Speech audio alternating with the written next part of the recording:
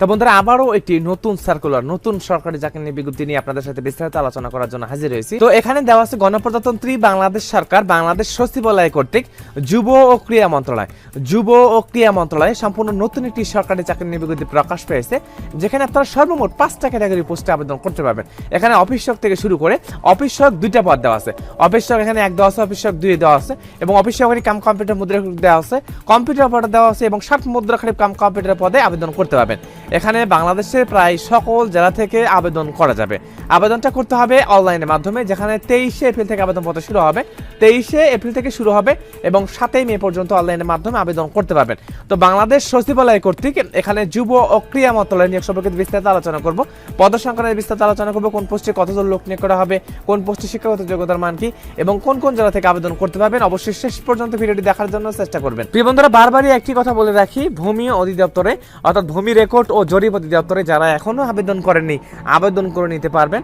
অর্থাৎ 30 এপ্রিল পর্যন্ত অনলাইনের মাধ্যমে আবেদন করা যাবে। খুবই সুন্দর সার্কুলার, যেখানে 3017 জন লোক নিয়োগ করা হবে। ভূমি রেকর্ড ও জরিপ অধিদপ্তরে পদসংখ্যা ভিত্তিক দেওয়া আছে 15টা ক্যাটাগরি পদসংখ্যা, যেখানে প্রত্যেকটা পদে এখানে যে পদসংখ্যাগুলো দেওয়া আছে, যেমন খারিজ সহকারী, রেকর্ড কিপার, পেশকার, জাজ, মহড়ার, এইভাবে কিন্তু 400-500 একটা পদে 400-500 জন লোক নিয়োগ করা হবে। দেখেন যে বিশাল একটি বিজ্ঞপ্তি, 3017 জন। আর এই যে রেকর্ড কিপার, খারিজ সহকারী, জাজ, মহড়ার, কফিস কাম, ড্রেস সহকারী, এই যে পদগুলো দেখতেছেন, এই পদগুলোতে কিন্তু ইন্টারমিডিয়েট পাশে আবেদন করা যাবে। আর অফিস সহক, চেয়ারম্যান, এই 2টা পদে শুধু এসএসসি পাশে আবেদন করা যাবে। উপরের দিকে যে পদগুলো দেওয়া আছে, এই পদগুলোতে অনার্স ডিগ্রি পাশে আবেদন করা যাবে।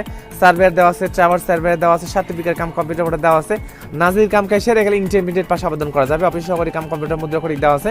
পেশকারে 378 জন, রেকর্ড কিপারে 291 জন, খারিজ সহকারী 474 জন, এইভাবে লোক নিয়োগ করা হবে। অবশ্যই 30 এপ্রিল পর্যন্ত অনলাইনের মাধ্যমে আবেদন করে নেবেন। বন্ধুরা, বলছিলাম যে গণপ্রজাতন্ত্রী বাংলাদেশ সরকার যুব ও ক্রীড়া মন্ত্রণালয়ের নিয়োগ সম্পর্কিত বিস্তারিত আলোচনা করব, যে সার্কুলারটি প্রকাশ পেয়েছে 18 এপ্রিল 2024 তারিখে।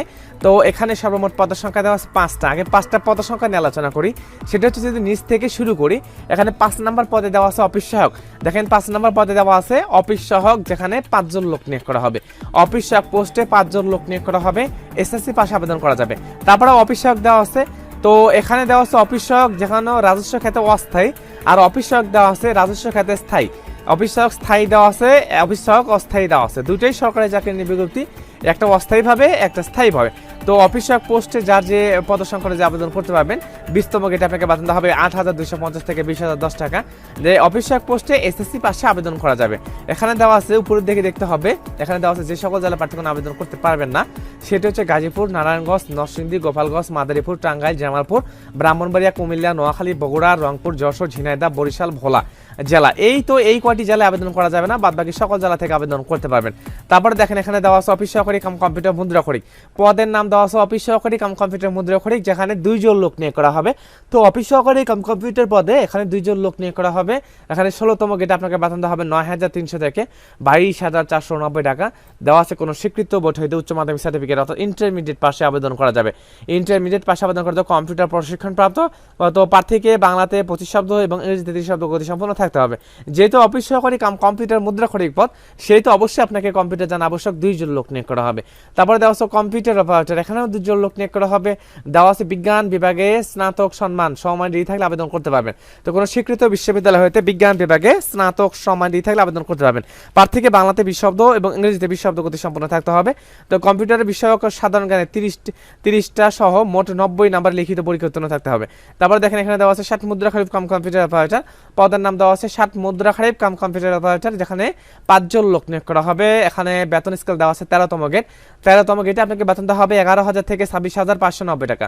তো বেতন গ্রেড স্কেল দেওয়া আছে 13তম গেট, যেখানে 11,000 থেকে 26,590 টাকা বেতনটা দেওয়া হবে। শূন্য পদের সংখ্যা দেওয়া আছে 5 জন। শিক্ষাগত যোগ্যতা দেওয়া আছে কোনো স্বীকৃত বিশ্ববিদ্যালয় হইতে কমপক্ষে স্নাতক বা সমান ডিগ্রি থাকলে আবেদন করতে পারবেন। কম্পিউটার প্রশিক্ষণ প্রাপ্ত, প্রার্থীকে বাংলাতে 25 শব্দ, ইংরেজিতে 25 শব্দ গতি সম্পন্ন থাকতে হবে।